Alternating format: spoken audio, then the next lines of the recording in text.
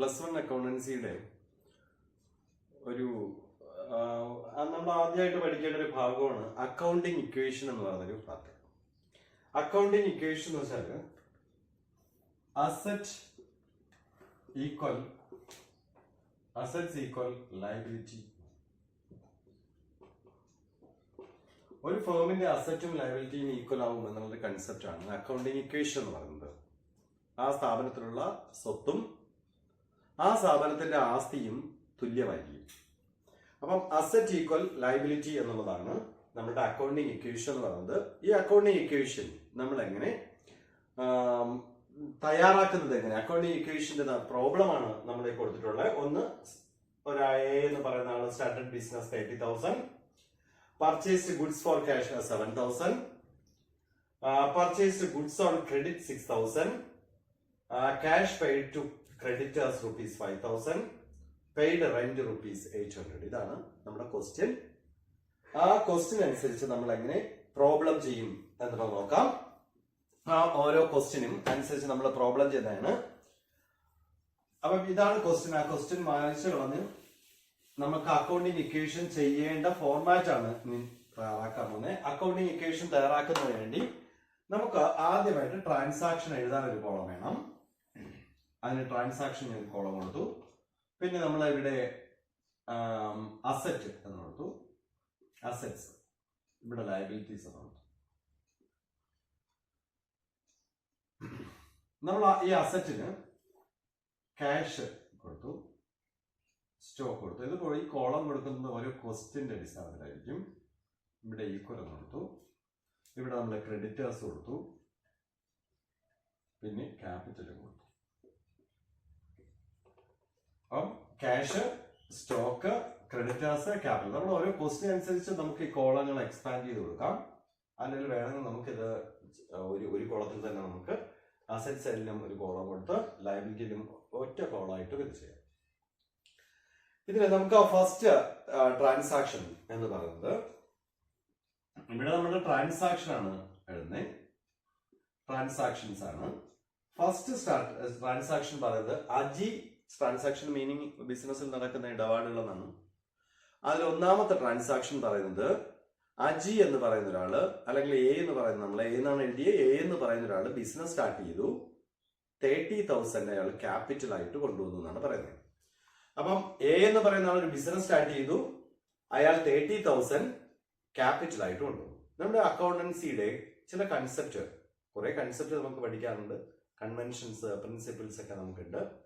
അതിലൊരു accounting പ്രിൻസിപ്പിളാണ് accounting entity എന്ന് പറയുന്ന ഒരു കൺസെപ്റ്റ്. അക്കൗണ്ടിങ് എൻറ്റിറ്റി കൺസെപ്റ്റ് പറയുന്നത് ബിസിനസ് സ്റ്റാർട്ട് ചെയ്യുന്ന അതിന്റെ ഓർഡറും ബിസിനസ്സും രണ്ട് എൻറ്റിറ്റി ആണ് എന്നുള്ളതാണ്. അതായത് ബിസിനസിന്റെ ഓണർ പോലും തേർഡ് പാർട്ടി ആണ് എന്നുള്ളതാണ് ആ കൺസെപ്റ്റ്.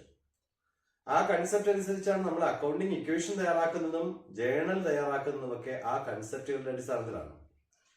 നമുക്കിവിടെ ഒരു ആൾ ബിസിനസ് തുടങ്ങി, അയാൾ ക്യാപിറ്റൽ ബിസിനസ്സിലേക്ക് 30,000 ഇൻവെസ്റ്റ് ചെയ്യുന്ന സമയത്ത് ബിസിനസ്സിന് 30,000 ക്യാപിറ്റൽ ആയിട്ട് കിട്ടും. അപ്പൊ നമ്മുടെ ക്യാഷിന്റെ കോളത്തിൽ 30,000 എഴുതണം. ബിസിനസ്സിന് എന്ത് കിട്ടിയതാണ്? ബിസിനസ്സിന് ക്യാഷ് കിട്ടി.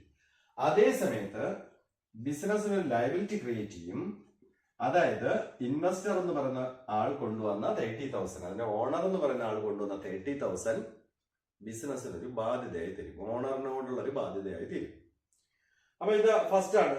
അടുത്ത ഒരു സെക്കൻഡ് നമ്മുടെ question purchased goods for cash എന്നാണ്. നമ്മൾ ആ ഗുഡ്സ് പർച്ചേസ് ചെയ്തു, ആ പർച്ചേസ് ചെയ്തത് 7,000 പർച്ചേസ് ചെയ്തു എന്നാണ് പറയുന്നത്. നമ്മൾ അടുത്ത ട്രാൻസാക്ഷൻ എഴുതാം. Second transaction purchased goods for cash. സാധനം പർച്ചേസ് ചെയ്തു, 7,000 രൂപയ്ക്കാണ് നമ്മൾ പർച്ചേസ് ചെയ്തത്. ആ പർച്ചേസ് ചെയ്യുന്ന സമയത്ത് നമ്മുടെ കയ്യിൽ നിന്ന് 7,000 രൂപ പോവും, ക്യാഷ് പോവും, നമുക്ക് ആ സാധനം കിട്ടും. അപ്പൊ നമ്മൾ ആ ക്യാഷിൽ നിന്ന് 7,000 രൂപ ലെസ് ആവും. സ്റ്റോക്കിൽ 7,000 രൂപയുടെ സ്റ്റോക്ക് കൂടും. ബാക്കി ഒന്നുമില്ല. അതുകൊണ്ട് നമ്മൾ അവിടെ 0 എന്ന് കൊടുത്തു. എന്നിട്ട് നമ്മൾ അടുത്ത് എഴുതി ഈ 30,000 7,000 പോയി. അതായത് 30,000 രൂപ നമ്മുടെ കയ്യിൽ ക്യാഷ് ആയിട്ടുണ്ടായിരുന്നു. 7,000 രൂപ പർച്ചേസ് ചെയ്തു, ഗുഡ്സ് പർച്ചേസ് ചെയ്തതിന് കൊടുത്തപ്പോൾ 23,000 ആയി. ഇവിടെ 7,000 ആണ്, ഇവിടെ 30,000 ആണ് ക്യാപിറ്റൽ എന്ന് പറയുന്നത്. ഇപ്പൊ നമ്മളിവിടെ ഇതിന് ന്യൂ ഇക്വേഷൻ എന്ന് കൊടുക്കണം. ഈ കിട്ടിയ ആൻസറിന് നമ്മൾ ന്യൂ ഇക്വേഷൻ കൊടുക്കണം. ഇവിടെ നോക്കിയേ, അസറ്റ് സൈഡ് 23,000 പ്ലസ് 7,000 30,000, ലയബിലിറ്റിയും 30,000. അപ്പൊ അസറ്റും ലയബിലിറ്റിയും ഈക്വൽ ആയി. അടുത്തൊരു ട്രാൻസാക്ഷൻ പറയുന്നത് പർച്ചേസ്ഡ് ഗുഡ്സ് ഓൺ ക്രെഡിറ്റ് എന്നാണ്. Purchased goods on credit 6,000. 6,000 രൂപയ്ക്ക് നമ്മൾ സാധനം വാങ്ങി, കടത്തിലാണ് വാങ്ങിയത്. അപ്പൊ കടത്തിൽ വാങ്ങി, അപ്പൊ നമ്മൾ ക്യാഷ് കൊടുക്കാനുള്ള ആൾക്കാരെ നമ്മൾ ക്രെഡിറ്റേഴ്സ് എന്നാണ് വിളിക്കുന്നത്. നമ്മൾ കടത്തിൽ വാങ്ങി, ആ കടത്തിൽ വാങ്ങിയ കാശ് 6,000 രൂപ നമ്മൾ കൊടുക്കാനുണ്ട്. കൊടുക്കാനുള്ള ആൾക്കാരെ നമുക്ക് ക്രെഡിറ്റേഴ്സ് എന്ന് വിളിക്കാം. ആ ക്രെഡിറ്റേഴ്സ്, അപ്പൊ നമുക്ക് അടുത്ത് എഴുതുകയാണ് purchased goods on credit. Purchased goods on credit. യഥാർത്ഥത്തിൽ സ്റ്റോക്ക് നമുക്ക് കൂടി. 6,000 രൂപയ്ക്കാണ് കടത്തിന് വാങ്ങി, സ്റ്റോക്ക് കൂടി. ക്യാഷിലൊന്നും സംഭവിക്കുന്നില്ല, കാരണം ക്യാഷ് കൊടുത്തിട്ടില്ല. അതുകൊണ്ട് ക്യാഷിലൊന്നും സംഭവിച്ചിട്ടില്ല. സ്റ്റോക്ക് 6,000 രൂപ കൂടി. ക്രെഡിറ്റേഴ്സ്, നമ്മൾ കാശ് കൊടുക്കാനുള്ള ആൾക്കാരെ വിളിക്കുന്നതാണ് ക്രെഡിറ്റേഴ്സ്. ക്രെഡിറ്റേഴ്സ് 6,000 കൂടി. ക്യാപിറ്റലിൽ മറ്റൊന്നും സംഭവിച്ചില്ല, 30,000 തന്നെ. നമ്മൾ അതിനെ ക്ലോസ് ചെയ്യണം. ഈ 23,000 അതേപോലെ എഴുതണം, ആഡ് ആണ് ചെയ്യേണ്ടത്. ഇവിടെ 7,000 പ്ലസ് 6,000 13,000 ഈക്വൽ. ഈ 6,000 അതേപോലെ എഴുതണം, പ്ലസ് 30,000. അതിന് നമ്മൾ ന്യൂ ഇക്വേഷൻ എന്ന് കൊടുക്കണം.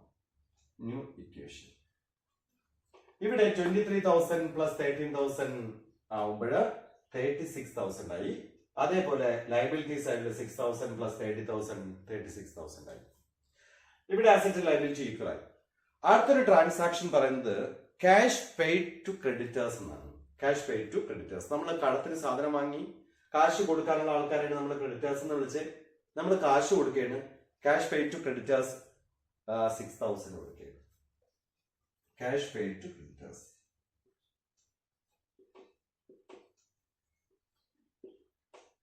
അതായത് 6,000 ക്യാഷ് കൊടുക്കണം. അപ്പൊ ക്യാഷിൽ നിന്ന് 6,000 പോകും. ഇവിടെ വ്യത്യാസമൊന്നുമില്ല, അതായത് സ്റ്റോക്കിൽ വ്യത്യാസമൊന്നുമില്ല. നമ്മൾ കൊടുക്കേണ്ട ക്രെഡിറ്റേഴ്സ് 6,000, അവർക്ക് 6,000 രൂപയും കൊടുക്കുമ്പം ആ 6,000 രൂപയും കുറയും, ക്യാപിറ്റൽ അതുപോലെ തന്നെ. അപ്പൊ ക്രെഡിറ്റേഴ്സ് കുറയും, കാരണം കൊടുക്കാനുള്ള കാശ് നമ്മൾ കൊടുക്കുന്ന സമയത്ത് കൊടുക്കാനുള്ള തുകയും കുറയും, ക്യാഷിൽ നിന്നും കുറയും. അപ്പൊ നമ്മൾ കുറയ്ക്കുമ്പം ഈ 23,000 നിന്ന് 6,000 പോകുമ്പോൾ 17,000, ഇവിടെ 13,000, അതുപോലെ തന്നെ ഈക്വൽ ഇവിടെ 0 പ്ലസ് 30,000. ഇവിടെ 17,000 പ്ലസ് 13,000 നമുക്ക് 30,000 ആയി. ക്യാപിറ്റലും അതേപോലെ 30,000 ആയി. അടുത്തൊരു ട്രാൻസാക്ഷൻ പറയുന്ന പെയ്ഡ് റെന്റ് എന്നാണ്. Paid rent. പെയ്ഡ് റെന്റ് എന്ന് പറയുമ്പോൾ ഒരു എക്സ്പെൻസ് ആണ് റെന്റ് എന്ന് പറഞ്ഞത്. നമ്മൾ വാടക കൊടുത്തു. ആ വാടക കൊടുത്തതെന്ന് വെച്ചാൽ ഒരു 800 ആണ് വാടക കൊടുത്തത്. വാടക കൊടുക്കുന്ന സമയത്ത് ക്യാഷ് ആയിട്ടാണ് കൊടുക്കുന്നത്, ക്യാഷിൽ നിന്ന് പറയും. ബാക്കി സ്റ്റോക്കിൽ വ്യത്യാസമില്ല, ക്രെഡിറ്റേഴ്സിൽ വ്യത്യാസമില്ല, ക്യാപിറ്റലിലും ഇത് കുറയും.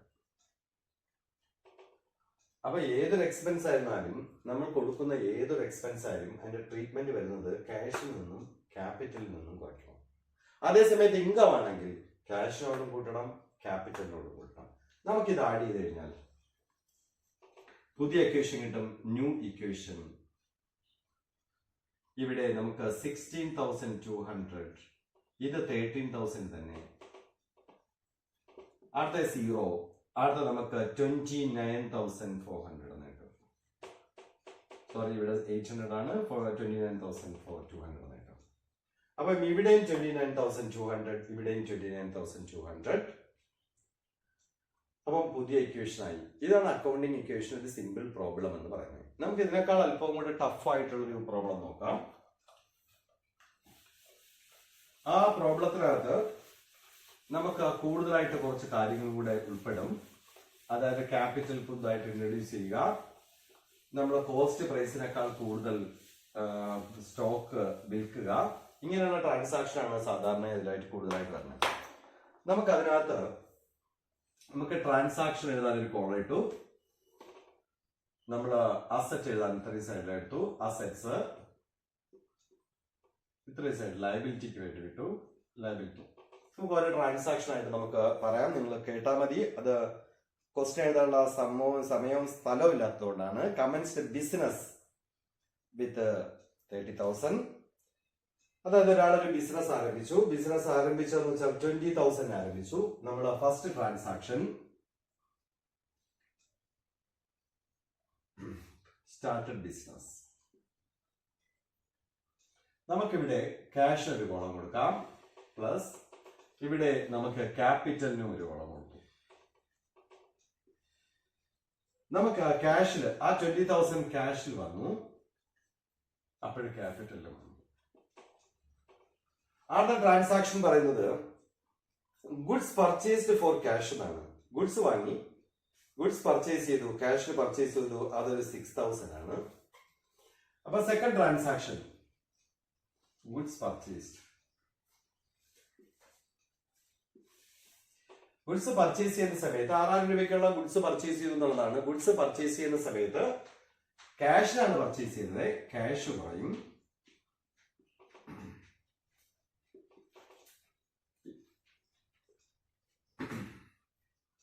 സ്റ്റോക്ക് എന്നുള്ളതൊന്നും വേണം. ഇപ്പം വാങ്ങിച്ച് സ്റ്റോക്ക് കൂടുകയും ചെയ്യും. അപ്പൊ 20,000 നിന്ന് 6,000 ക്യാഷ് പോയി, അതായത് 14,000. സ്റ്റോക്ക് വന്നു 6,000, ക്യാപിറ്റൽ 20,000. അപ്പൊ ഇത് ന്യൂ ഇക്വേഷൻ ആയി. ആ ന്യൂ ഇക്വേഷനില് 14,000 പ്ലസ് 6,000 20,000, ക്യാപിറ്റൽ 20,000 ഈക്വൽ ആയി. അടുത്ത ട്രാൻസാക്ഷൻ പറയുന്നത് ബോട്ട് ഫർണിച്ചർ എന്നാണ്. ഫർണിച്ചർ വാങ്ങി. അപ്പൊ നമ്മുടെ അസറ്റിനകത്ത് ഫർണിച്ചർ എന്നുള്ള ഒന്നും കൂടെ വരണം. ഫർണിച്ചർ വാങ്ങി. ഫർണിച്ചർ വാങ്ങിയ സമയത്ത് ഫർണിച്ചർ വാങ്ങിയെന്ന് പറയുന്നത് 3,000 ആണ് ഫർണിച്ചർ വാങ്ങിയിരിക്കുന്നത്. അപ്പൊ ബോട്ട് ഫർണിച്ചർ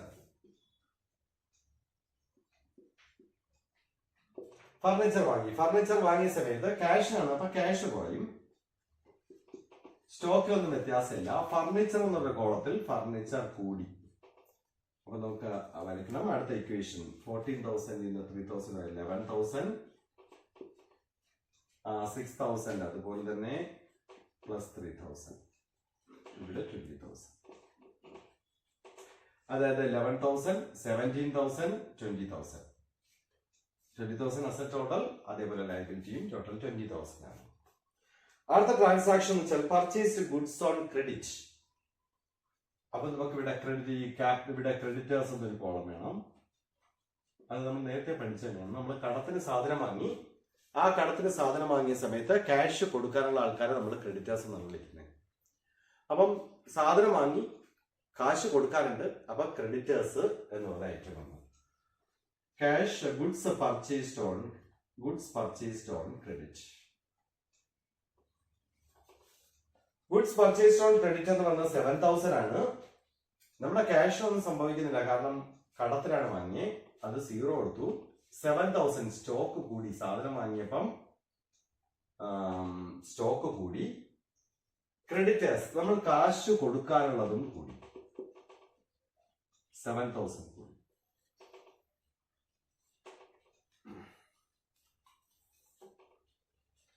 അപ്പൊ ഇവിടെ 11,000, ഇവിടെ പ്ലസ് 13,000 പ്ലസ് 3,000, ഇത് 7,000, 27,000.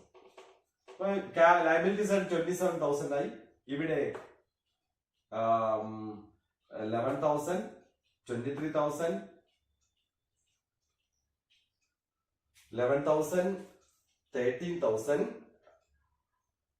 പ്ലസ് 3,000.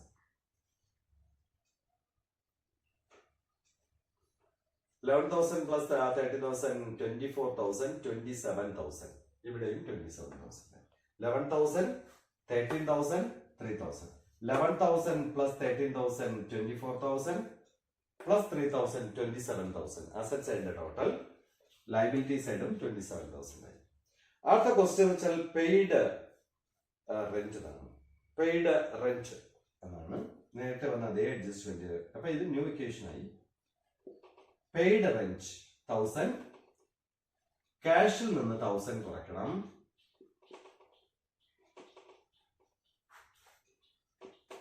ക്യാപിറ്റൽ നിന്ന് 1000 കുറയ്ക്കണം.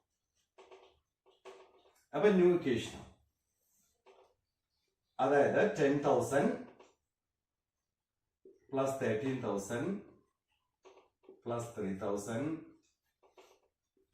7,000 plus 19,000. അടുത്ത പുതിയൊരു അഡ്ജസ്റ്റ്മെന്റ് ആണ്. ആ അഡ്ജസ്റ്റ്മെന്റ്സ് എന്ന് വെച്ചാൽ നമ്മൾ ആ 4,000-നുള്ള സാധനം 4,000 രൂപ കോസ്റ്റ് ഉള്ള ഒരു സാധനം 5,000 വിറ്റു എന്നാണ്. അതായത് ഗുഡ് സോൾഡ് ഫോർ ₹5,000, കോസ്റ്റ് ₹4,000. അതെ, 4,000 രൂപ കോസ്റ്റ് പ്രൈസ് ഉള്ള ഒരു സാധനം നമ്മൾ 5,000 രൂപയ്ക്ക് വിറ്റു എന്നാണ് ട്രാൻസാക്ഷൻ. ആ ട്രാൻസാക്ഷനില് സോൾഡ് ഗുഡ്സ് എന്നാണ്, സോൾഡ് ഗുഡ്സ് ഫോർ ക്യാഷ്. അപ്പൊ 4,000-ന്റെ സാധനം നമ്മൾ 5,000 വിറ്റു എന്നാണ്. നമുക്ക് 5,000 ക്യാഷ് ആയിട്ട് കിട്ടി. ക്യാഷിൽ 5,000.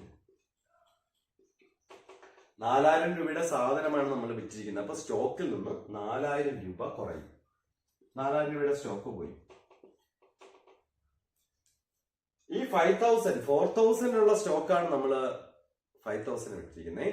1,000 ആണ് പ്രോഫിറ്റ്. ആ 1,000 പ്രോഫിറ്റ് എന്ന് പറയുന്നത് ക്യാപിറ്റലിനോടൊപ്പം പോകും. ഇവിടെ നോക്കിയാൽ 15,000 ആയി.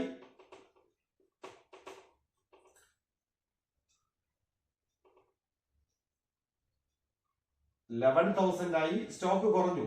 സ്റ്റോക്കിൽ നിന്ന് 4,000 കുറഞ്ഞു. ഇവിടെ 3,000 ആയി. ഇവിടെ 7,000-ഉം 20,000, 27,000. അപ്പൊ 15,000, 11,000, 26,000.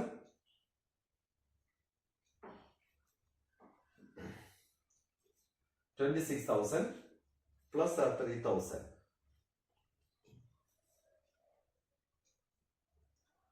Sold goods for cash plus ക്യാഷിന്റെ കൂടെ 5,000 ആഡ് ആയി. സ്റ്റോക്കിൽ നിന്ന് 4,000 കുറഞ്ഞപ്പോൾ 9,000 ആണ്. 9,000, ഇത് 3,000, ഇവിടെ 7,000, 20,000. അപ്പോൾ 15,000 പ്ലസ് 9,000 24,000 പ്ലസ് 3,000 27,000. ഈ രണ്ടും കൂടെ ആഡ് ചെയ്യുമ്പോൾ ക്രെഡിറ്റേഴ്സും ക്യാപിറ്റലും കൂടെ ആഡ് ചെയ്യുന്ന സമയത്ത് 27,000 ആയി. അപ്പൊ പുതിയ അക്കൗണ്ടിങ് ഇക്വേഷൻ ആയി. നമുക്ക് ന്യൂ ഇക്വേഷൻ ആയി. ആ ന്യൂ ഇക്വേഷൻ 15,000, 9,000, 3,000, 27,000 ഈക്വൽ ക്യാപിറ്റലും ക്രെഡിറ്റേഴ്സും കൂടെ കൊടുക്കുന്ന സമയത്ത് 27,000 ആയി. ഇനി ഇതിൽ ധാരാളം ട്രാൻസാക്ഷൻ കൂടുതലായിട്ട് വരാം. അതായത് ക്യാപിറ്റൽ, പുതിയൊരു ക്യാപിറ്റൽ ഇൻട്രൊഡ്യൂസ് ചെയ്യണമെന്നിരിക്കട്ടെ. അഡീഷണൽ ആയിട്ട് ഒരു ക്യാപിറ്റൽ ഇൻട്രൊഡ്യൂസ് ചെയ്താൽ നമ്മൾ ആദ്യം ചെയ്തതുപോലെ തന്നെ ക്യാഷും കൂടും ക്യാപിറ്റലും കൂടും. അതായത് ക്യാഷിന്റെ കോളത്തിൽ എഴുതണം, ക്യാപിറ്റലിന്റെ കോളത്തിൽ എഴുതണം. വേറൊന്ന് ഡെറ്റേഴ്സ് എന്ന് പറഞ്ഞൊരു ടേം വരും. അസറ്റ് ആണ് ഡെറ്റേഴ്സ് എന്ന് വെച്ചാൽ. സോൾഡ് ഗുഡ്സ് ഫോർ ക്രെഡിറ്റ് എന്നാണ്. ആ സാധനം നമ്മൾ കടത്തിന് വിറ്റു എന്നുള്ളതാണ്. സാധനം കടത്തിന് വിറ്റപ്പം അവിടെ നടക്കുന്നത് ക്യാഷ് കിട്ടിയിട്ടില്ല, കടത്തിലാണ്. അപ്പൊ നമ്മൾക്ക് കാശ് തരാനുള്ള ആൾക്കാരെ നമുക്ക് ഡെറ്റേഴ്സ് എന്ന് പറയാം. അസറ്റ് സൈഡിൽ നമ്മളിവിടെ ഒരു ഡെറ്റേഴ്സ് എന്നൊരു കോളവും കൂടെ എപ്പോഴും കൊടുക്കണം. അതിന്റെ ട്രാൻസാക്ഷൻ നമ്മൾ അക്കൗണ്ടിങ് ഇക്വേഷൻ എഴുതുന്ന സമയത്ത് സ്റ്റോക്കിൽ നിന്ന് കുറയ്ക്കുകയും ഡെറ്റേഴ്സ് എന്ന് പറയുന്നതിൽ കൂടുകയും ചെയ്യും. ലയബിലിറ്റി സൈഡിൽ വ്യത്യാസമൊന്നും വരുന്നില്ല. ബസ് കടത്തിന് വിറ്റാൽ അത് സ്റ്റോക്കിൽ നിന്ന് കുറഞ്ഞ് ഡെറ്റേഴ്സ് എന്ന് പറയുന്ന ഒരു എമൗണ്ട് ഒരു കോളം വേണം, ആ കോളത്തിൽ ആഡ് ചെയ്യുകയും ചെയ്യണം. ഇതാണ് പ്രധാനപ്പെട്ട നമ്മുടെ ഇക്വേഷൻസ് എന്ന് പറഞ്ഞത്. അതായത് പ്രധാനപ്പെട്ട ട്രാൻസാക്ഷനും അത് അക്കൗണ്ടിങ് ഇക്വേഷൻ ചെയ്യുന്ന സമയത്ത് ഇങ്ങനെയാണ് സാധാരണ വരാറുള്ളത്. ഇതിനേക്കാൾ കൂടുതലായിട്ടുള്ള അഡ്ജസ്റ്റ്മെന്റ്സ് ഒക്കെ ഇതിൽ വരാവുന്നതാണ്.